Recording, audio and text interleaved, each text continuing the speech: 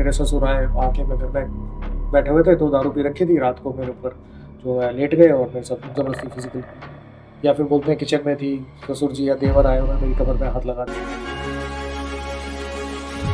Maintenance maintenance.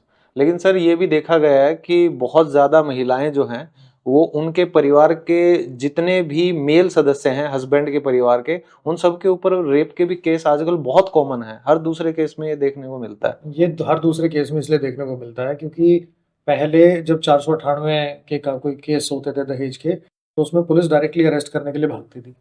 Supreme court ने 2013-14 में एक अरनेश कुमार का केस आया था, उसमें बोला कि भाई जहाँ 7 साल तक की जेल है वहाँ अरेस्ट करना जरूरी नहीं है।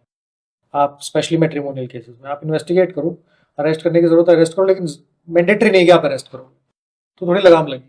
अब उस चीज से बचने के लिए जब घर की जो बहुएं हैं उन्होंने देखा कि भाई अब तो हम केस फाइल कर रहे हैं, अरेस्ट नहीं हो रहे, क्योंकि प्रेशर का गेम है, प्रेशर नहीं हो रहा किसी तरीके का, तो उन्होंने फिर अलग अलग एलिगेशन लगाने शुरू कर दिए। ऐसे भी केस होते हैं जहां बहू बोलती है कि जी मैं घर में अकेली थी, मेरे ससुर आए आके मैं घर में बैठे हुए थे तो दारू पी रखी थी, रात को मेरे ऊपर जो है लेट गए और मेरे साथ जबरदस्ती फिजिकल की।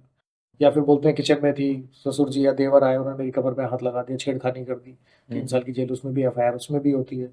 ऐसा भी होता है कि मैं कहती मैं बाथरूम में नहा रही थी और वो बाई चांस कुंडी खुली रह गई, वो पीछे पीछे घुस गए। ऐसी ऐसी भी एलिगेशन लगती है, क्या कर सकते हो। वहां ना तो कैमरा लगा होता है ना कोई और सिचुएशन होती है। उसने बोला और उसने बोला, लड़ाई इस चीज की है, और कोर्ट मान के चलेगा कि लड़की अगर बोल रही है तो पहले ये सही कह रही है।